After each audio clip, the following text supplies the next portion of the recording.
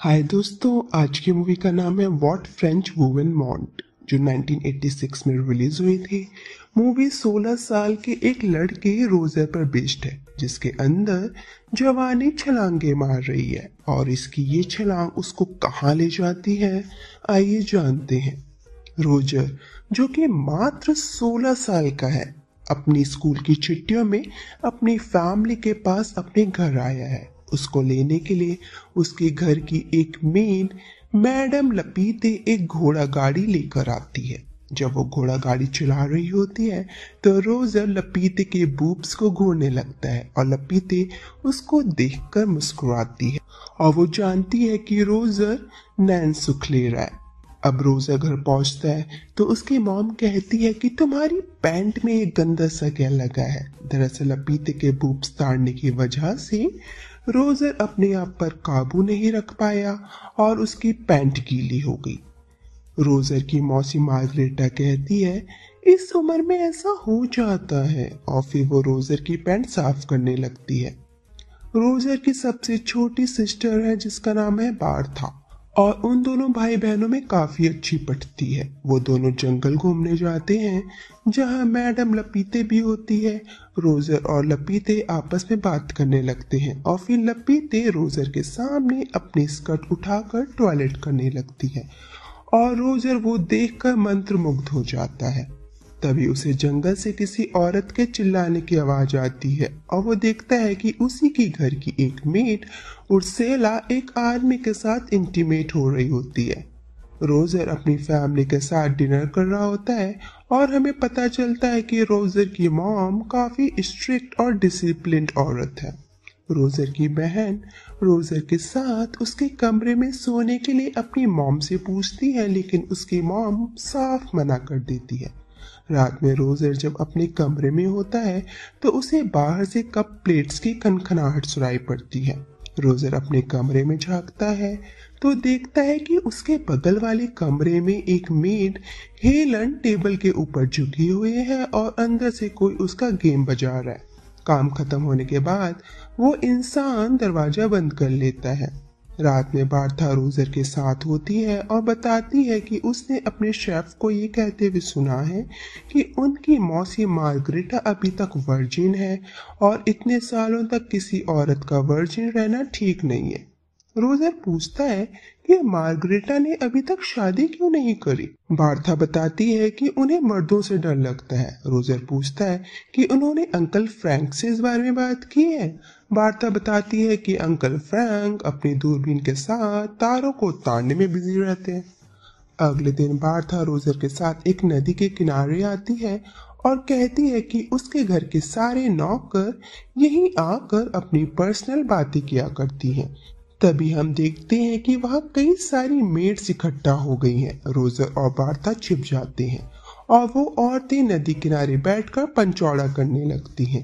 तभी दूसरी तरफ से मर्दों की फौज आ जाती है और वो भी घर के नौकर होते हैं। वो उन औरतों के सामने ही टॉयलेट करने लगते हैं और औरतें भी उन्हें चिढ़ाने के लिए अपनी स्कर्ट ऊपर कर देती हैं। रोजर उनकी इन हरकतों को देखकर सोचने लगता है कि उसका नंबर कब आएगा। वहाँ घर पर रोजर की बड़ी बहन एलिशा और उसके डैड आए हुए हैं। एलिशा सबसे गले मिलती है लेकिन रोजर को बस हाय कहकर अंदर चली जाती है। रोजर का दिल टूट जाता है। नेक्स्ट सीन में रोजर एक मेड की स्कर्ट के अंदर झांकने की कोशिश करता है जो ऊपर चढ़ी हुई है, और उसकी इस हरकत को एक नौकर देख लेता है और उसको घास फेंक कर मारता है। बार्था से रोजर की उदासी देखी नहीं जाती, इसलिए वो उसे एक चर्च ले जाती है जहाँ एक मॉन्क होता है जो औरतों का कन्फेशन सुन रहा होता है। तभी वहाँ उसकी मौसी मार्गरेटा आती है और कहती है कि उससे एक पाप हो गया है और वो कन्फेस करना चाहती है।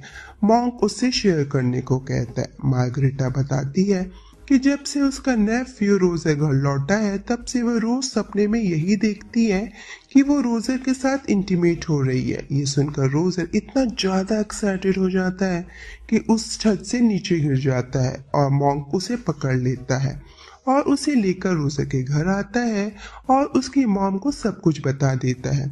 उसकी मॉम पूछती है कि इस कारनामे के लिए इसे क्या इनाम दिया जाए। मॉन्क कहता है कि इसके पिछवाड़े पर हंटर से 10 बार सूता जाए और ये काम मार्गरेटा अपने शुभ हाथों से करे तो 4 चांद लग जाएंगे, लेकिन मार्गरेटा मना कर देती है।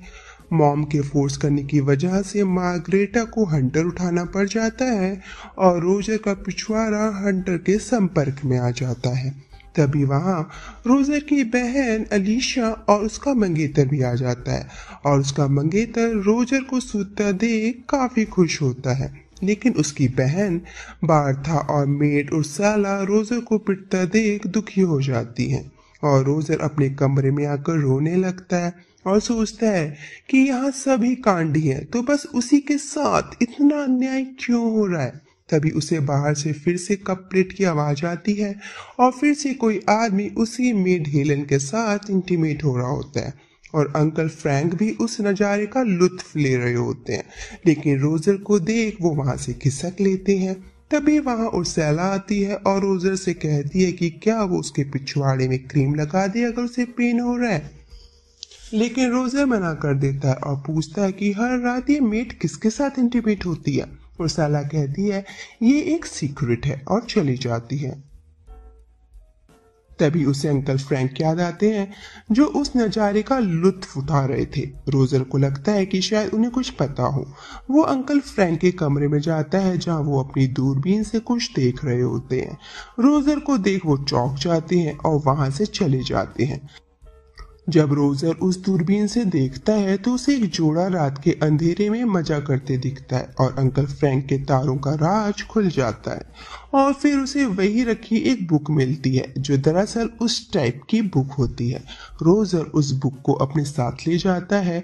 जब वो अपनी मॉम के कमरे से गुजर रहा होता है तो उसे अपनी मॉम के कमरे से आवाजें आ रही होती हैं। उसकी मॉम उसके डैड के साथ लगी होती है। वो दरवाजे के लॉक से अंदर झांकने की कोशिश करता है, लेकिन तभी वहां उसका जीजा आ जाता है और रोजर की इस हरकत को सबको बताने की धमकी देता है। रोजर कहता है कि किसी को कुछ मत बताना, तुम जो चाहोगे मैं वो करूंगा। सो जीजा जी अपनी कार को रोजर से साफ करने को कहता है। रोजर वही बुक लेकर घोड़े के अस्तबल में आ जाता है और उस अस्तबल में एक नौकर भी आ जाता है। रोजर उसे देखकर छिप जाता है और फिर वहां वही मेड हेलन आती है जो हर रात कमरे के दरवाजे पर झुकी होती है। वो मुर्गियों को दाना डालने लगती है, लेकिन वो नौकर उस मेड को खिड़की में फंसा देता है और बाहर निकलकर उसके साथ इंटीमेट होने लगता है। वो मेड कहती है मुझे जाने दो। उसकी चीख सुनकर रोजर उसे छुड़ाने की कोशिश करता है, लेकिन वो कहती है रहने दो, मैं तो बस ऐसे ही सीन बना रही थी, ये तो मेरा रोज का काम है। वहां रोजर का जीजा फिर से रोजर को उसके शूज साफ करने को कहता है, लेकिन रोजर मना कर देता है। इसलिए उसका जीजा उसकी मॉम को सब कुछ बता देता है कि कल रात आपका चिराग आपके कमरे से आ रही आवाजों को सुन रहा था। मॉम कहती है इस लड़के को छोड़कर मेरी सारी औलादें सही निकली, लेकिन पता नहीं ये मैंने क्या खाकर पैदा कर दिया। रोजर उस बुक को अलीशा के पास छोड़कर चला जाता है और देखता है कि अलीशा उस बुक को पढ़ती है या नहीं। अलीशा उस बुक को उठाकर पढ़ने लगती है, लेकिन फिर उसे शर्म आ जाती है और वो इस बुक को छिपा देती है और बाहर आकर पढ़ने लगती है। रोजर किचन में आता है और उर्सेला पर चढ़ जाता है। उर्सेला उसे फुल कॉपरेट करती है, लेकिन तभी वहां दूसरी मेड आ जाती है और रोजर वहां से भाग जाता है। उसका काम अधूरा रह जाता है और फिर उसे मैडम लपीते की याद आती है और वो अपने अधूरे काम को पूरा करने के लिए मैडम लपीते के अंदर घुस जाता है और मैडम लपीते भी झूठ मूठ का नाना करती है और रोजर को खुद से चिपकाने लगती है। तभी बाहर से आवाज आती है कि जर्मनी और फ्रांस के बीच वॉर शुरू हो गई है। सभी बाहर निकल आते हैं और रोजर का मिशन फिर से फेल हो जाता है। सभी मर्द पार्टी कर रहे हैं क्योंकि उन्हें कल वॉर के लिए जाना है, लेकिन अंकल फ्रैंक ये कहकर मना कर देती है कि उन्हें अस्थमा है। अब जब सारे मर्द वॉर में जा रहे हैं तो रोजर की बल्ले बल्ले होने लगती है, क्योंकि वो एक लौता मर्द बचा है उन सभी ठरकी औरतों के बीच। लेकिन वॉर में जाने से पहले वहां के रीति रिवाजों के मुताबिक सारे मर्द अपनी लुगाइयों के साथ ग्रुप में इंटीमेट होते हैं। सुबह वो सारे मर्द वॉर के लिए निकल जाते हैं। रोजर के मन में लड्डू फूटने लगते हैं कि बेटा अब आया है उसका टाइम। वो सबके बचा कर रख देगा और उसकी पहली टारगेट होती है उर्सैला, जो कमरे में सफाई कर रही है। वो वहीं उसे दबोच लेता है और अपना पहला मिशन पूरा करता है। रोजर उर्सैला से कहता है कि उसे उर्सैला से प्यार हो गया है, अब वो उसे शादी करना चाहता है। उर्सैला कहती है जब कोई लड़का पहली बार कांड करता है तो वो यही डायलॉग मारता है। बार्था रोजर के पास आती है और बताती है कि आज मॉम ने उसी मॉन्क को बुलाया है और आज वो कुछ कन्फेस करने वाली है। चलो जाकर सुनते हैं उनके कन्फेशन को। वहां उसकी मॉम मॉन्क से कह रही होती है कि उसके पति रात में उसके साथ अलग अलग पोजीशन में इंटीमेट होते हैं, उसे भी मजा आता है, लेकिन क्या ये सब करना पाप तो नहीं है? मॉन्क कहता है नहीं, ये करना पाप नहीं है।